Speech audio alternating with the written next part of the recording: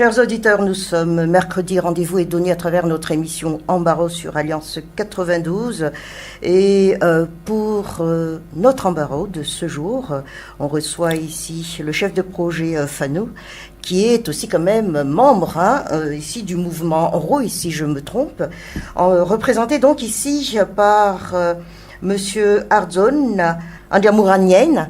Bonjour sur Alliance 92. Bonjour madame, merci de m'avoir invité pour cette émission.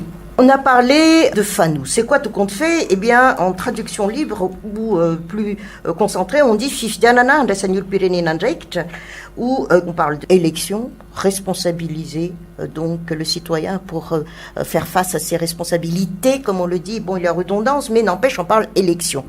C'est bien spécifique. Quand on dit élection, eh bien voilà, nous sommes dans ce mouvement depuis quelques mois, et plus on avance par rapport à une certaine date d'élection, beaucoup reste encore à faire, sinon on stagne même sur certains points.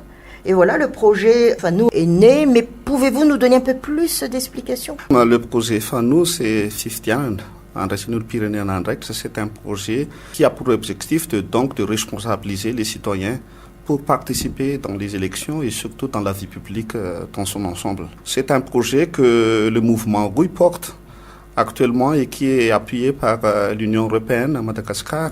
Le projet est en fait tiré d'une stratégie que la société civile a élaborée. La société civile, à travers le mouvement ROI, a élaboré une stratégie qui s'appelle FIER. Maintenant, c'est un mot qui est fier, qui veut dire que on doit accepter les choses. Par exemple, les élections doivent être acceptées par tous. Dans cette stratégie, donc, l'objectif de la société civile, c'est d'avoir des élections qui soient source de paix d'abord, mais également source de bonne gouvernance et de développement durable et inclusif. Donc les élections ne doivent plus être source de crise à Madagascar, mais doivent être, je dirais, la source de notre développement, du changement dans ce pays. Dans cette stratégie, donc, nous avons identifié 4 axes prioritaires. Le premier axe, c'est tout ce qui est participation dans l'amélioration du cadre légal et cadre institutionnel des élections. Et comme vous le savez, le mouvement ROI, avec d'autres sociétés civiles, a élaboré une avant-proposition de loi électorale. Et on a donc essayé de mobiliser toutes les parties, y compris les différents partis politiques, de réfléchir ensemble sur cette avant-proposition de loi électorale. On a essayé de discuter avec le gouvernement à travers le comité interministériel de la primature pour exposer un peu les tenants et aboutissants donc de l'avant-proposition de loi électorale. Et on entend encore qu'il y aurait, normalement, il devrait y avoir une sorte d'atelier d'échange avec toutes les parties prenantes, la société civile, le gouvernement, les partis politiques, la CENI, pour que les lois électorales soient vraiment élaborées de manière participative et inclusive et que les lois électorales soient acceptées par tous, parce que une élection acceptée par tous, crédible, doit commencer par des cadres qui sont acceptés par tous et crédibles également. Donc c'est le premier chantier donc sur lequel on essaye d'être là, donc la société civile à travers le mouvement ROI. Le deuxième chantier, le deuxième axe, c'est tout ce qui est éducation et communication électorale. Et c'est là qu'entre donc nos actions dans Fanou et également nos actions dans la mobilisation citoyenne sur la révision annuelle de la liste électorale. Mais il faut savoir également que dans tout ça, donc, on vise, bien sûr, la collaboration avec les médias et je vous remercie encore de nous donner cette opportunité d'expliquer, de partager les opinions de la société civile à travers l'émission Embarras, puisque l'éducation électorale, la mobilisation des citoyens pour prendre plus de responsabilités dans les élections, c'est un grand défi à Madagascar. Surtout vu les expériences que les citoyens ont eu depuis pas mal d'années, que les élections n'ont pas vraiment porté de développement, que les crises électorales n'ont pas vraiment porté les changements qu'il fallait. Donc, il faut vraiment remobiliser, je dirais, les citoyens pour vraiment actuellement les engager davantage dans les élections et dans la vie politique et publique en général. Le troisième point de cette stratégie, c'est tout ce qui est amélioration de l'intervention des organisations de la société civile, surtout de la coordination dans les suivis et les observations des élections. Nous avons, au sein du mouvement ROI, de mobiliser toutes les organisations de la société civile pour couvrir tous les bureaux de vote pour les prochaines élections. Notre approche actuellement, c'est d'essayer d'élargir les interventions de toutes les organisations de la société civile à travailler dans le domaine des élections. Donc, on essaie d'amener, par exemple, les organisations qui travaillent dans la protection de l'environnement, dans le développement de la santé, dans le développement des jeunes, des femmes également, surtout les organismes travailler dans le genre, de commencer à travailler dans le plaidoyer à travers les élections. Puisque nous savons tous que lorsque, par exemple, une organisation donnée qui protège de l'environnement ne travaille pas dans les élections, il se peut que les leaders qui seront élus, ce sont des leaders qui ne vont pas avoir cette valeur de protection de l'environnement. Donc, aucune action des organisations de la société civile travaillant dans la protection de l'environnement, après, n'aura pas de sens, n'aura pas de résultat, puisque les leaders politiques eux-mêmes n'y croient pas. Donc, on essaie donc de mobiliser toutes les organisations de la société civile, que, quel que soit votre secteur d'intervention, la mobilisation des citoyens dans l'éducation électorale et dans le suivi et les observations électorales doivent être un travail commun de toutes les organisations de la société civile. Donc c'est un peu ça le troisième point. Le quatrième point, en fait, de cette stratégie fière, c'est vraiment d'essayer de lutter contre toutes les fraudes et les corruptions électorales. Et là, c'est vraiment un franc chantier. Les fraudes électorales, corruption électorale, atténuer les risques des conflits électoraux. Donc ce sont donc un autre chantier dans cette stratégie de crédibilisation des élections. Le projet FANU actuellement se focalise sur de cette stratégie. Le premier axe, le deuxième axe, c'est-à-dire la mobilisation et éducation électorale, et le troisième axe, c'est-à-dire l'organisation des observations électorales. Et particulièrement donc l'engagement des jeunes et des femmes, puisque vous savez que à Madagascar, le taux d'inscription de ces groupes de jeunes et des femmes, et surtout des jeunes femmes, et le taux de participation de ces groupes sont assez bas par rapport à d'autres tranches d'âge. Donc on essaye donc de mobiliser particulièrement ces groupes à participer davantage dans les élections. En vous écoutant, tout compte fait, si on parle de société civile, c'est toute une branche de développement. Et puis il y a donc un canal horizontal, d'accord, par rapport à l'exécutif et la société civile qui représente quand même la population dans toute sa généralité. Mais cette relation, elle s'est fixée petit à petit, il me semble bien, à travers ce mouvement Rouille. Mais quand est-ce que vous jouez aussi, parce qu'on vous entend aussi parfois plaidoyer, mais à vive voix. Vous jouez aussi le rôle de rouleau compresseur sur la verticale quand ça ne va pas. Alors là, on parle d'élection. Un chiffre a été donné, on veut atteindre un certain chiffre. On parle d'électeurs potentiels, nouveaux électeurs, on parle de révision de liste électorale. Le résultat n'est pas escompté. Alors que vous avez travaillé comme selon ces 4 points bien précis. Qu'est-ce qui manquait, tout compte fait, de votre part? De notre part, d'abord, il faut savoir que le projet FANU n'a été effectif que fin décembre. Alors que la révision de la RAL, par exemple, ça a commencé au début de décembre. Donc, on a commencé réellement à travailler à partir de début janvier. Mais ça n'empêche qu'on a déjà préparé le terrain avant. Et cela nous a permis, en fait, d'évaluer également les niveaux d'efforts qu'il fallait faire et qu'il faudrait mobiliser pour avoir des impacts sur la révision de la liste électorale. Et les défis dans la révision de la liste électorale sont multiples, en fait. Il y a d'abord un défi légal. Par exemple, puisque, par exemple, actuellement, la loi, c'est l'ouverture de la liste électorale, c'est entre début décembre et fin janvier. Vous savez l'expérience qu'on a eue à Madagascar pendant cette période-là. Presque 4 semaines, on a été atteint par les cyclones. Même s'il y avait des capacités de mobilisation des gens, la tête des gens ont été ailleurs. Il n'y avait pas possibilité pour les gens de vérifier leur liste, de vérifier tellement. Pendant une certaine période, les gens ont été atteints par l'intempérie. Également, tout ce qui est donc période de famine avec l'intempérie et les contraintes qu'on a actuellement sur l'ouverture des bureaux Fouctan. Même en ville, on a vraiment une difficulté à mobiliser des gens, à aller dans les bureaux fictans, puisque c'est entre lundi et vendredi. Alors que la plupart du temps, nous sommes dans nos différents travaux pendant cette période. C'est pourquoi on a essayé de mobiliser, de faire des plaidoyers au niveau de la CENI, par exemple, de négocier avec le ministère pour ouvrir le bureau de vote pendant le week-end, les 2 derniers week-ends. Certains bureaux fictans ont essayé de suivre, certains n'ont pas suivi, puisqu'il y a également les problèmes où les chefs fictans n'ont pas eu leurs indemnités, tout ça, qui jouent. Mais on parle aussi de listes électorales qui ne sont même pas prêts. Oui, il y a également les contraintes où, quelquefois, la liste électorale n'est même pas également au niveau du bureau fictan. Donc, c'est tout ça qui est... Ça aussi qu'on a actuellement les défis. On a cette contrainte, on n'a pas atteint les résultats escomptés.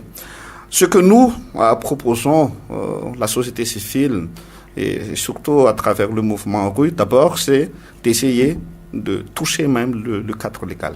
Notre proposition, avec proposition de loi qu'on a discuté avec les différentes parties, propose déjà une extension de ça, que ça ne doit pas s'arrêter fin janvier. Il faut avoir plus d'ouverture en matière de révision de l'histoire électorale.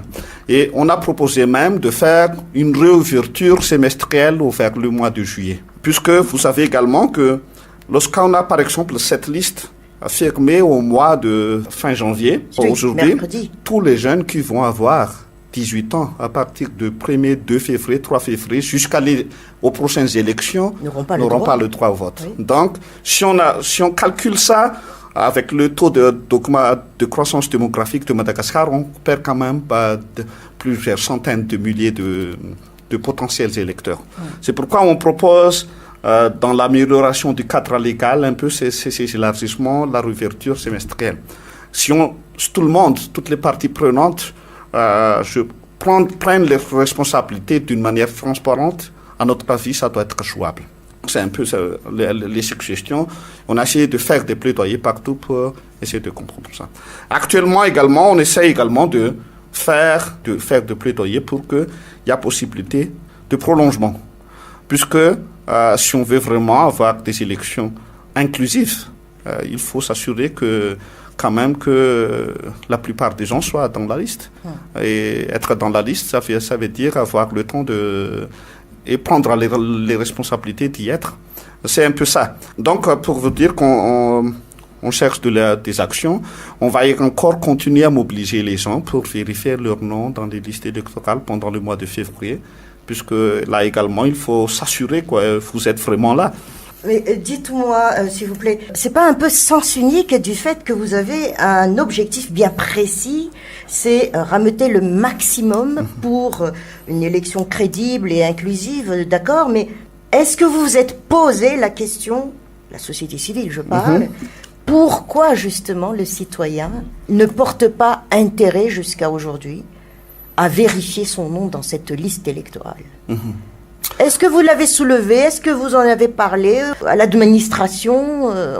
En fait, le pourquoi, je pense que on le connaît un peu tous.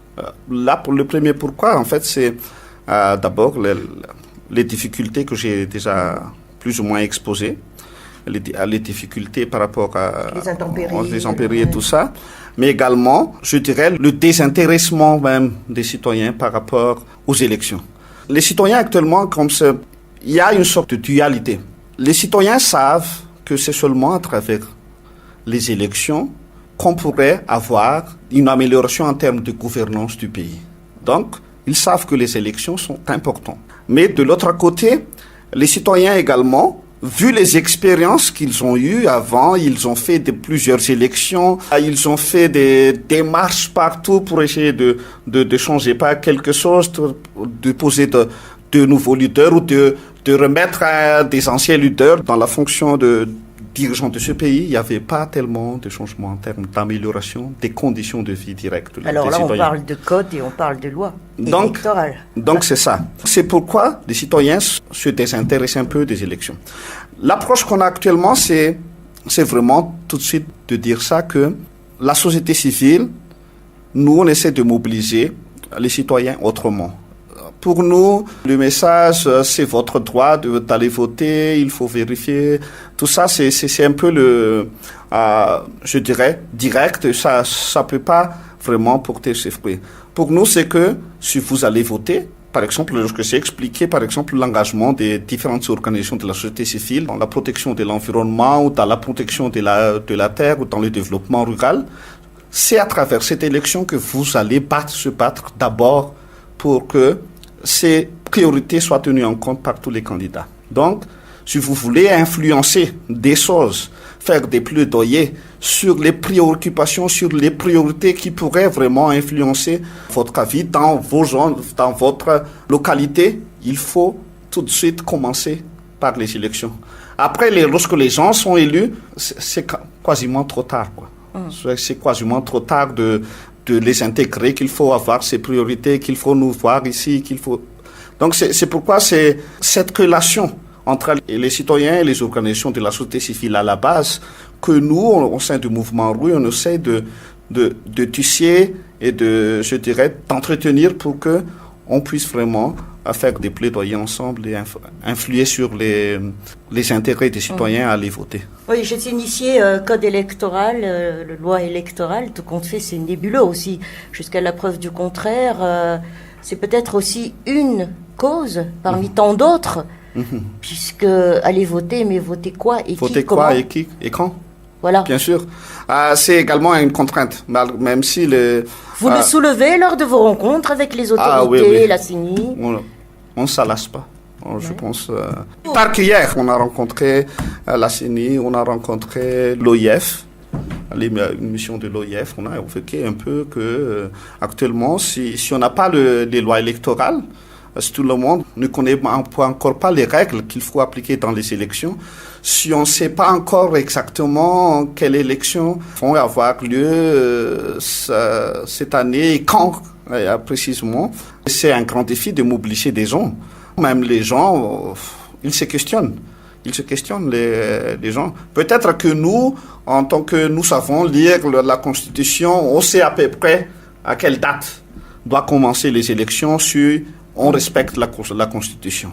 Mais un citoyen lambda qui vit dans une commune rurale, dans un Fouctan donné, pour les mobiliser, à aller s'inscrire dans la liste électorale sans qu'il y ait vraiment des indications claires sur les lois électorales, les élections qui vont se tenir, les dates des élections, tout ça, c'est un grand défi également. Et nous, on profite de toutes les occasions de revendiquer un peu plus de transparence, plus d'ouverture dans tout le processus et encore plus de dialogue. Et c'est pourquoi... pour la société civile, selon vos analyses, vos rencontres, qu'est-ce qui bloque l'administration? Actuellement, je pense il y a d'abord le blocage, je pense c'est au niveau entre le niveau technique et le niveau stratégique. On a commencé à avoir donc des discussions avec l'équipe du comité interministériel, par exemple. Et dans les discussions qu'on a eues avec l'équipe du comité interministériel et dirigée par le Premier ministre, on a établi une sorte de calendrier et qu'on devrait avoir finalisé donc toutes les discussions multipartites jusqu'à fin janvier, par rapport au code électoral et loi électorale, je veux dire. Et normalement, donc, on devait avoir cette consultation nationale. Encore un atelier. Cette consultation nationale. Non, mais quand même, le code électoral et les lois électorales, c'est très important. Si on n'a pas, je pense, si on n'a pas vraiment des consensus clairs sur les règles appliquées, on risque même de perdre plus. Donc, il faut vraiment, je pense, prendre le temps, mais quand même faire vite. Prendre le temps, mais faire vite. C'est un peu une dualité. Et après, donc, le gouvernement doit transmettre ça au niveau de l'Assemblée nationale pour élection. Mais avant ça, je pense qu'il est quand même essentiel d'avoir des consultations qui permettent un peu d'avoir des règles qui sont plus ou moins déjà acceptées par toutes les parties. Oui. Alors, vous avez dit, si on fait référence à la Constitution, en principe, on sait à peu près la date. Mais cette constitution, tout compte fait, elle est bien discutée aussi. Est-ce que vous avez aussi réagi de toute façon par rapport à cette constitution, aux certains points d'articles? Quelle élection vous défendez, vous, le mouvement Rouille? La société civile, on a déjà, d'octobre, on a déjà sorti un communiqué de presse, on a fait une conférence de presse, que nous, comme tous les citoyens, notre avis, on attend les élections présidentielles. Uniquement. Les élections présidentielles en priorité. Je pense que ce sont les... Pas de référendum. Pour nous, réviser la Constitution une année avant la fin d'un terme des mandats, c'est prendre un risque, je pense. Et je pense que notre suggestion par rapport à ça était claire, que si la Constitution doit être améliorée, revue, ça doit être inclus dans le programme des candidats qui vont se présenter pendant les élections présidentielles. Et c'est au candidat qui sera élu de porter les proportions de changement au niveau des citoyens malgaches. Inclusivité également pour Inclusivité également. Bien sûr, changement de constitution, bien pour sûr. Les candidats, tout le monde peut se présenter. Vous êtes d'accord Inclusivité, pour nous, ça dépend des lois électorales, bien sûr. Les règles dans une élection, c'est d'abord que ça doit se passer dans un état de droit. Un état de droit, c'est qu'il y a des lois qui régissent les élections. Et dans les lois qui régissent les élections, bien sûr, il y a les critères d'éligibilité. Et tous les candidats, tout le monde doit avoir la même chance par rapport à ces critères d'éligibilité.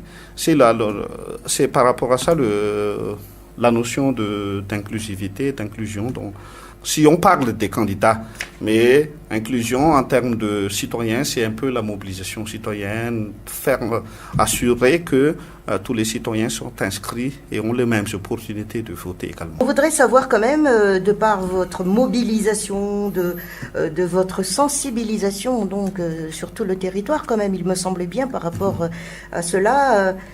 Est-ce que ce sont les grandes villes qui sont réticentes par rapport à cette révision électorale ou pratiquement c'est généralisé? À mon avis, quand même, ça dépend de l'accès à l'information. L'analyse, par exemple, qu'on a actuellement, c'est qu'en Alamang, le taux est quand même à plus de 95% de taux d'inscription. L'analyse des données. Et dans les zones rurales comme les districts de Bekil ou d'Ampani, c'est presque à 60% de taux d'inscription. Mais là, c'est par rapport aux techniques de recensement actuelles que nous avons. Donc, quand même, c'est par rapport à l'accès à l'information. On voit que dans les grandes villes où les accès à l'information, à travers les mobilisations, à travers les radios, il y a quand même plus forte mobilisation que dans les zones rurales. Mais il y a également les problèmes, par exemple, d'insécurité, par exemple, qui empêchent à vous de vous déplacer dans les zones rurales de se mobiliser. Nous, on essaie de travailler beaucoup avec les médias. On essaie de travailler avec nos membres dans les communes, les agents qui travaillent avec nous dans les différentes communes, pour essayer de mobiliser un peu leurs bénéficiaires, les gens qu'ils encadrent. Par exemple, si on travaille dans la santé, on travaille avec les agents communautaires dans la santé pour mobiliser un peu les citoyens. Et c'est ça qui fait un peu, qui augmente un peu la participation. Mais c'est toujours un défi pour les zones rurales et les zones enclavées que les zones urbaines. L'équilibre genre l'équilibre genre, comme j'ai mentionné tout à l'heure, c'est... On fonce plus sur la jeunesse. Plus sur la jeunesse et les femmes, puisque c'est là où on a vraiment des grands défis, surtout pour les jeunes femmes, dans les milieux ruraux. Dites-moi, du jamais quand même de l'activité de la société civile, elle est bien politique là, carrément, non? Ça dépend de ce qu'on entend par politique. En fait, la société civile, c'est quand même, il faut travailler dans les actions politiques. Même dans les plaidoyers politiques qu'on fait on a essayé par exemple de faire beaucoup de plaidoyers pour modifier une réforme sur les lois foncières. Puisqu'on sent que la réforme qui a été enclenchée pourrait, je dirais, défavoriser donc les familles malgaches, surtout dans les paysans. Donc ce sont des actions qui visent à modifier des politiques. Mais les élections, c'est un peu des actions qui visent à modifier les politiques de manière transversale. C'est-à-dire à opter vraiment pour un développement, mais pas politique politicienne. Pas politique politicienne. Et c'est pourquoi dans notre stratégie, l'objectif qu'on a dit, c'est que ça doit être porteur de développement durable et inclusif. Et pour cette fois-ci, on ne va pas seulement mobiliser les gens, par exemple, à aller voter, à participer, mais on va également les apprendre comment voter, quel type de profil vous voudriez avoir comme président, par exemple. Ce sont les citoyens qui vont essayer d'élaborer les profils qui devraient être. Et on va essayer d'éduquer petit à petit les citoyens à avoir des critères quand même de vote pour que les votes soient vraiment responsables. C'est pas seulement d'aller voter, puisque pendant un certain laps de temps, pendant un mois, il y a beaucoup de candidats qui distribuent des t-shirts, qui distribuent de vagues, de capotes, de riz, de 1 kilo, qui va pas changer vraiment leurs conditions de vie d'une manière durable. Ça va rester pendant une semaine et il n'y aurait pas d'impact, mais d'essayer vraiment de voir plus loin par rapport à leur vote. Et c'est là donc qu'on va essayer de faire. Ceci n'est pas, on ne dit pas qu'il ne faut pas prendre ces cadeaux pendant les élections, il faut les prendre, mais il faut considérer toujours au vote intelligemment. Oui, c'est ça. Oui. On va essayer de taxer également nos éducations et nos communications électorales dans ce sens. Votre relation de discussion, d'échange avec les partis politiques apporte quoi pour la société civile? En fait, d'abord, pour nous, c'est une meilleure compréhension entre toutes les parties prenantes, puisque lorsqu'on parle d'abord des élections et de changements, également de vouloir prendre les pouvoirs, ce sont quand même les leaders politiques et les partis politiques qui ont les premières responsabilités par rapport à ça. Et pour nous, donc, c'est d'abord de connaître toutes les parties prenantes. Après, d'avoir des idées sur comment ces parties prenantes pourraient vraiment contribuer au développement, comme j'ai expliqué. Et par exemple, des programmes qu'on va essayer, je pense que Alliance va également travailler avec nous sur ça, c'est de mener des débats politiques. C'est bienvenu que tous les leaders politiques, tous les partis actuellement essayent de sortir leur programme, leur vision pour le pays, puisque nous avons l'intention de faire des débats politiques sur comment ce pays doit être dirigé, dans quelle priorité, dans quelle vision, bien avant même la campagne électorale, puisque comme ça, toutes les un avant-programme. Oui, un avant-programme. Et dans cette stratégie, donc la société civile, comme vous le savez, on va élaborer ce qu'on appelle le livre blanc de la société civile, qui est également une sorte de programme qui va faciliter en fait les discussions entre toutes les parties prenantes. C'est un peu l'idée. On va essayer de commencer ça dès le mois prochain. Donc on espère avoir les engagements de toutes les parties prenantes, y compris donc la société civile, les experts, les think tanks, mais également et surtout les leaders politiques et les partis politiques. Dites-moi entre nous. Est-ce que les politiciens ont changé? Là, on va voir, je pense, ça va être un vrai test pour nous en 2018. Je pense que ça va être un vrai test. Est-ce que les politiciens, mais nous également, citoyens et tout ça, est-ce on est prêt à changer? Est-ce qu'on est prêt à développer ce pays? Je pense que nous, au niveau de la société civile, au niveau du mouvement Rouille, on va essayer de faire le maximum pour apporter nos briques. Et vous admettez quand même que la situation actuelle, si on parle socio-économique, n'est pas aussi fameuse que cela. Oui. C'est un des paramètres à prendre en considération au niveau du mouvement Rouille, autant que pour le projet en soi. Oui. C'est pourquoi les paramètres actuels, c'est quand même, on est déjà dans, je dirais, tous les indicateurs qui ont été expliqués par les différents suivis qu'on a eu, aussi bien en termes socio-économiques qu'en termes de gouvernance. On est quand même presque dans le gauche. Donc, si on ne fait pas quelque chose, on risque de sombrer. Et nous, donc, c'est pourquoi on fait toutes ces actions dans les élections, des débats pour éclaircir si les candidats ou les leaders politiques ont des programmes clairs, mais également des éducations pour que les citoyens puissent vraiment filtrer selon des critères clairs, avoir des critères clairs de vote. Et on a espoir d'avoir des leaders qui pourraient avoir une vision et qui pourraient être tenus redevables par rapport à ce qu'ils ont dit pendant les campagnes électorales. En dernier point, l'autre avait dit, quand je dis l'autre, on s'est entendu, que si cette élection vire à la négation, le pays va vraiment sombrer. Vous êtes d'accord ? Quand même, l'élection 2018 est un grand virage pour nous. Il faut bien le prendre, ce virage-là. Si on rate ce virage-là, quand même, il y a vraiment un risque, puisque on a déjà perdu presque plusieurs années avec toutes les crises qu'on a eues actuellement. On est à 90% de taux de pauvreté sévère. Si on a encore une autre crise, ça va être 95%. Après, c'est ça l'assombrissement d'un pays. Quand tout le monde deviendra pauvre, c'est ça l'assombrissement. Il y aura une explosion sociale. On rappelle, nous sommes ici avec le chef de projet Fanou. Fanou qui, tout compte fait, veut apporter à travers sa grande mobilisation une élection où tout citoyen soit responsable. Si l'on dit en malgache, mais sur un barreau, vos derniers mots alors. Je remercie d'abord de l'invitation et je renforce que les élections qui vont venir à Madagascar à partir de 2018 sont très importantes pour tous les citoyens malgaches et tous les citoyens doivent vraiment prendre ces responsabilités. Les leaders politiques, les organisations de la société civile, les médias, le secteur privé, je n'ai pas mentionné, mais ils ont quand même des rôles importants également.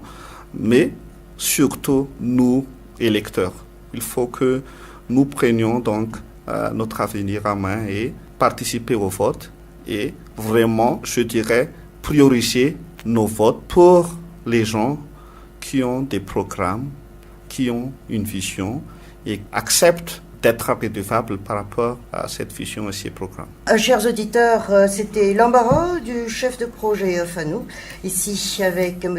Ardzona Andiamouranienne. Merci à vous.